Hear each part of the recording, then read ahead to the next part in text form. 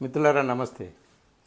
దేశంలో కొన్ని కీలకమైన రాష్ట్రాల ఎన్నికలు దగ్గర పడుతున్నాయి. అందులో హర్యానా ఇంకా చాలా దగ్గరకు వచ్చింది. హర్యానా ఎన్నికలు. సో హర్యానాలో ఏం జరుగుతుంది, అక్కడ ఎవరు అసలు డిసైడింగ్ ఫ్యాక్టర్ ఏమిటి అని ఆలోచిస్తే అక్కడ ఒక సామాజిక వర్గం, చాలా బలమైన శక్తివంతమైనటువంటి సామాజిక వర్గం ఎటు మొగ్గితే అంటే త్రాసులో ఆ ముళ్ళు ఎటు మొగ్గితే అటే బరువు అన్నట్టు ఆ సామాజిక వర్గం అక్కడ ఎటు మొగ్గితే అటే విజయం అన్నమాట.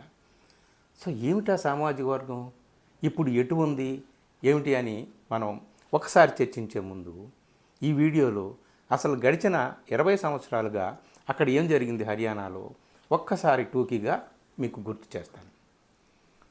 అంటే ఎప్పుడో 60స్లో పంజాబ్ నుంచి హర్యానా విడిపోయినప్పటికీ అప్పుడు విడిపోయినప్పుడు 54 సీట్స్, తర్వాత 81 సీట్స్ చేశారు, తర్వాత 90 సీట్స్ అయినాయి. హర్యానాకి ఇప్పుడు 90 సీట్స్. ఆ 90 సీట్స్కి ఇప్పుడు పోటీ జరుగుతుందన్నమాట. సో ప్రధాన ప్రత్యర్థులు అక్కడ ఇప్పుడు బీజేపీ, కాంగ్రెసే, ఐఎన్ఎల్డి ఉన్నప్పటికీ. అంతకుముందు బాగా పూర్వ చరిత్రలోకి వెళ్ళొద్దు కానీ 20 ఇయర్స్ గ్రాఫ్ చూసుకుంటే 2005లో చాలా గణనీయంగా సీట్లు గెలిచి 67 సీట్లు గెలిచింది కాంగ్రెస్ పార్టీ. ఐఎన్ఎల్డి ఉంది 2005లో అత్యధిక మెజారిటీతో వచ్చింది. తర్వాత 2009కి వచ్చేటప్పటికి కాంగ్రెస్ గ్రాఫ్ కొంచెం పడింది, 40 సీట్స్ దగ్గరే ఆగిపోయింది.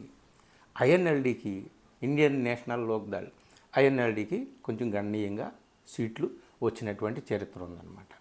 తర్వాత 2014లో కాంగ్రెస్ పార్టీ ఓడిపోయింది, బీజేపీ చేతికి వెళ్ళింది. స్వల్ప మెజార్టీతో బీజేపీ అధికారంలోకి వచ్చింది.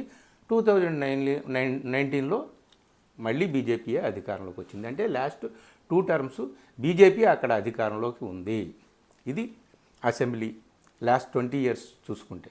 అంటే లాస్ట్ 20 ఇయర్స్లో 2005 నుంచి క్రమక్రమంగా కాంగ్రెస్ పార్టీ ప్రాభవం అక్కడ పడిపోతూ వచ్చింది. గ్రాఫ్ పడిపోతూ వచ్చింది. ఈ విషయం గుర్తు చేసుకోండి.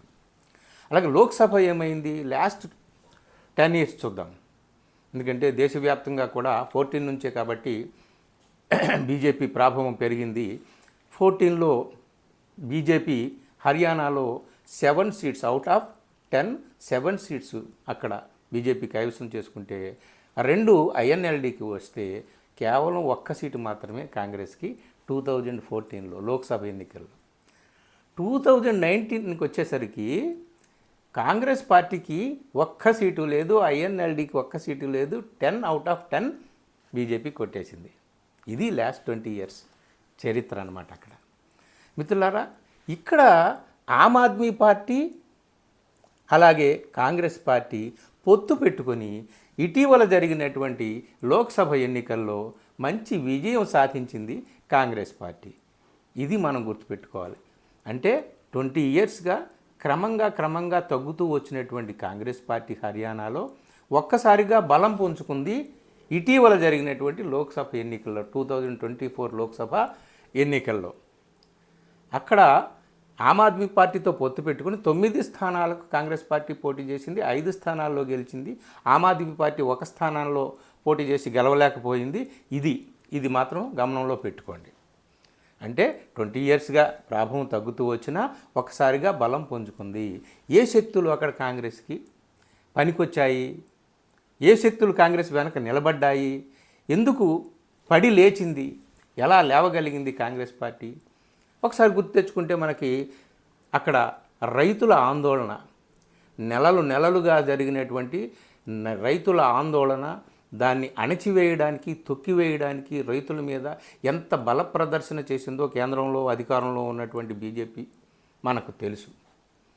అలాగే మహిళా రెస్లర్స్, విమెన్ రెస్లర్స్ ఆందోళన చేపట్టారు. తమ మీద లైంగిక వేధింపులకు పాల్పడుతున్నారు తమ ఫెడరేషన్ అధ్యక్షుడే బ్రజ్భూషణ్ శరణ్ సింగ్ అని ఆయన బీజేపీ ఎంపీ, ఆయన మీద చర్యలు తీసుకోండి అని చెప్పి వాళ్ళు రోడ్డెక్కితే వారాల తరబడి అక్కడ ఆందోళన చేస్తే దేశ రాజధానిలో వాళ్ళని దౌర్జన్యంగా, క్రూరంగా రెక్కపట్టి ఈడ్చి పాడేశారు తప్ప కేంద్రంలో అధికారంలో ఉన్నటువంటి బీజేపీ సానుకూలంగా ఒక్కరంటే ఒక్కరు కూడా స్పందించలేదు. ఇది చరిత్ర.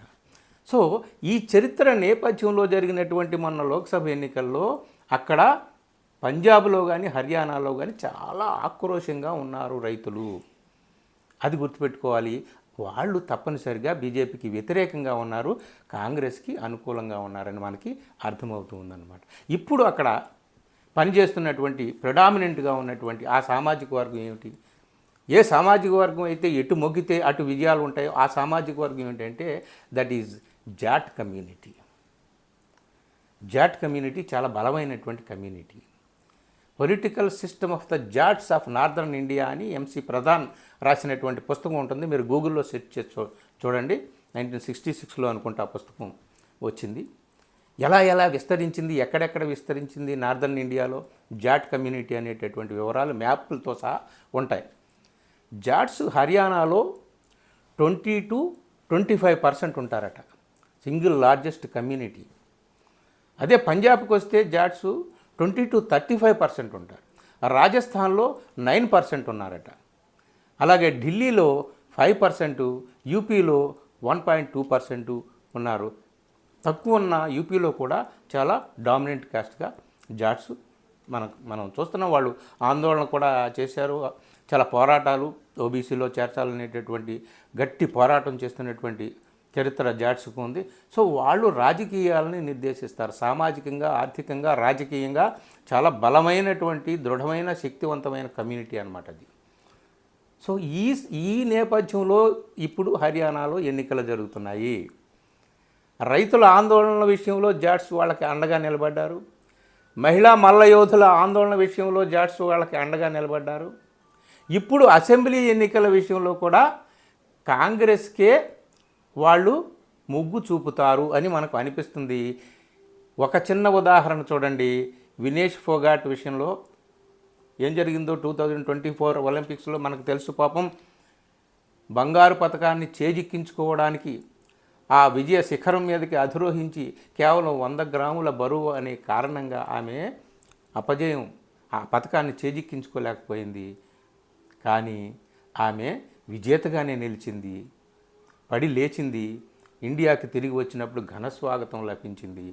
అయితే ఆమె చేసినటువంటి పోరాటం కేవలం పథకం కోసమే కాదు, అనేక పథకాలు సాధించింది. కానీ మహిళా మల్ల యోధులకు జరుగుతున్నటువంటి వేధింపుల విషయంలో ఆమె చేసినటువంటి పోరాటం భారతదేశ మహిళల పోరాటంలో సువర్ణాక్షరాలతో లిఖించబడుతుంది. కాబట్టి ఆమె ఈ సందర్భంగా కాదు, కుస్తీ బరిలో కాదు, క్రీడల కుస్తీ బరిలో కాదు, రాజకీయ కుస్తీ బరిలో నిలబడితేనే కానీ, చొరబడితేనే కానీ, ఇక్కడ మనం కండబలం, గుండె బలం చూపిస్తేనే కానీ మహిళల హక్కుల్ని కాపాడుకోలేం అనేటటువంటి నిర్ణయానికి ఆమె వచ్చినట్టుంది. సహజంగానే బీజేపీకి ప్రతిపక్షంగా, ప్రధాన ప్రతిపక్షంగా ఉన్నటువంటి కాంగ్రెస్ వైపు చూసింది. కాంగ్రెస్ వారు కూడా ఆత్మీయంగా ఆమెను ఆహ్వానించారు. ఆమెతో పాటు బజరంగ్ పూనియా కూడా, ఇద్దరు రెస్లర్సు. వీళ్ళిద్దరూ కూడా ఏ క్యాస్టో తెలుసా? అదేనండి, జాట్ కమ్యూనిటీ. సో ఈ జాట్ కమ్యూనిటీకి చెందినటువంటి అతి ముఖ్యమైనటువంటి ఈ రెస్లర్స్ కూడా కాంగ్రెస్ పార్టీలోకి వెళ్ళారు. కాంగ్రెస్ పార్టీ కండువా కప్పుకున్న మర్నాడే కాంగ్రెస్ పార్టీ విడుదల చేసినటువంటి తొలి జాబితాలోనే వినేష్ ఫోగాట్ పేరు ఉంది. జూలానా అనే నియోజకవర్గం నుంచి ఆమె పోటీ చేస్తుందని ప్రకటించారు. అది ఆమె అత్తగారి నియోజకవర్గం, ఇన్లాస్ నియోజకవర్గం అన్నమాట. సరే, ఆమె గెలుస్తుందా, నిలుస్తుందా, ఆమెను విజయం వరిస్తుందా, ఇవన్నీ పక్కన పెడదాం. కానీ సో జాట్ కమ్యూనిటీ అంతా కూడా మహిళా మల్ల యోధులకు వెనక నిలబడ్డారు అండగా. బ్రజభూషణ్ సింగ్కి సరైనటువంటి శిక్ష వేయాలని చెప్పి ఖాప్ పంచాయతీలన్నీ కూడా మహిళా మల్ల యోధులకు, అటు రైతులకు అండగా నిలబడినటువంటి చరిత్ర, సందర్భం, నేపథ్యం మనకు తెలుసు. ఈ నేపథ్యంలో ఈ ఎన్నికలు జరుగుతున్నాయి. 300 ఖాప్ పంచాయతీలు ఉన్నాయండి. చాలా కీలకమైనటువంటి ఖాప్ పంచాయతీలు అంటే అది కేవలం ఒక గోత్రానికి సంబంధించినటువంటి ఖాప్ పంచాయతీ. అలాంటివి 300 పంచాయతీలు ఉన్నాయి, ఖాప్ పంచాయతీలు. వాటిల్లో జాట్ కమ్యూనిటీదే కీలకమైనటువంటి పాత్ర అట, డామినెంట్ రోల్ వాళ్ళదే. సో ఆ ఖాప్ పంచాయతీలన్నీ కూడా మహిళా రెస్లర్స్కి అండగా నిలబడినటువంటి చరిత్ర ఉంది. ఇప్పుడు కాంగ్రెస్ పార్టీలోకి వాళ్ళు రావడంతో బహుశా ఈ ఖాప్ పంచాయతీలు, జాట్ కమ్యూనిటీ మొత్తం టోటో అటువైపు షిఫ్ట్ అవుతుందని నేను చెప్పలేను, కానీ 90% అటువైపు వెళ్ళే అవకాశం ఉంది. వాళ్ళు ఎటువైపు వెళ్తే అటే రాజకీయ విజయ అవకాశాలు మొగ్గు చూపేటటువంటి పరిణామం సంభవించవచ్చు అనేది మనకి రాజకీయ విజ్ఞులు చెప్తున్నటువంటి, పరిశీలకులు చెప్తున్నటువంటి మాట. ఇప్పుడు చూస్తుంటుంటే ఒక క్లారిటీ, ఒక పిక్చర్ మనకి ఒక క్లారిటీ వస్తుంది కదా. ఏ నేపథ్యంలో లోక్సభ ఎన్నికలు ఇటీవల జరిగాయి, రైతుల ఆందోళన నేపథ్యం, మహిళా మల్లయోధుల ఆందోళన నేపథ్యం, వాళ్ళ వెనక జాట్ కమ్యూనిటీ నిలబడిన నేపథ్యం, వాళ్ళ వెనక కాప్ పంచాయతీలు నిలబడినటువంటి నేపథ్యం, ఇప్పుడు అదే నేపథ్యం ఇప్పుడు కూడా ఈ అసెంబ్లీ ఎన్నికల దాకా కూడా కొనసాగుతున్నట్టుగా మనకు అనిపిస్తుంది. వినేష్ ఫోగాట్, బజరంగ్ పూనియా ఇద్దరు కూడా కాంగ్రెస్ పార్టీలోకి చేరడం వల్ల కోర్స్ బ్రజభూషణ్ శరణ్ సింగ్ ఎవరైతే వేధింపులు చేశాడు మా మీద మహిళా మల్లయోధులు గోడుని విలపించారో, ఆయనైతే వెంటనే ఇలాగ కండవా ఇలా కప్పుకుందో లేదో వినేష్ ఫోగాట్ వెంటనే చెప్పాడు. ఇదంతా కూడా అక్కడ కాంగ్రెస్ పార్టీ ఆడుతున్నటువంటి హుడా ఉన్నాడు కదా, మాజీ ముఖ్యమంత్రి, కాంగ్రెస్ పార్టీ నాయకుడు, ఆయన రచించినటువంటి స్క్రీన్ ప్లే ప్రకారం జరుగుతుందని చెప్పి ఆయన విమర్శించాడు, వ్యాఖ్య చేశాడు. కానీ ఎవరు ఏ వ్యాఖ్య చేసినా రాజకీయపరమైనటువంటి వ్యాఖ్యలు చేసుకోవచ్చు, కానీ ఆ బలమైనటువంటి కమ్యూనిటీ ఇప్పుడు ఇటు కాంగ్రెస్ పార్టీ వైపు మొగ్గు చూపుతుందా అనేటటువంటి సంకేతాలు అయితే వినేష్ ఫోగాట్, పూనియా ఈ కాంగ్రెస్ పార్టీలో చేరడంతో మనకు కనిపిస్తున్నాయి. సో ఒక క్లారిటీ వచ్చిందంటే బహుశా లోక్సభలో ఎదురైనటువంటి విజయావకాశాలు కాంగ్రెస్కి ఈ అసెంబ్లీలో కూడా ఎదురయ్యేటటువంటి అవకాశాలు ఉన్నాయేమో.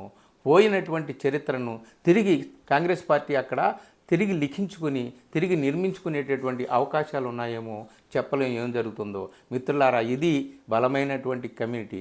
ఎవరు ఎన్ని చెప్పినా వర్గం అని ఎవరు ఎన్ని చెప్పినా ఇక్కడ వర్గం కాదు, ఈ దేశంలో కులమే నిర్ణాయక శక్తి. కులమే నిర్ణయిస్తుంది రాజకీయాలను. ఇప్పుడే కాదు, రానున్న కొన్ని దశాబ్దాల వరకు కూడా కులమే నిర్ణయిస్తుంది. హర్యానాలో కూడా కులమే నిర్ణాయక పాత్ర అవుతుంది. మిత్రులారా, ఈ వీడియో మీకు నచ్చిందా? అయితే మిత్రులకు షేర్ చేయండి. అలాగే నా ఛానల్ని సబ్స్క్రైబ్ చేయడం మాత్రం మర్చిపోవద్దు. Thank you.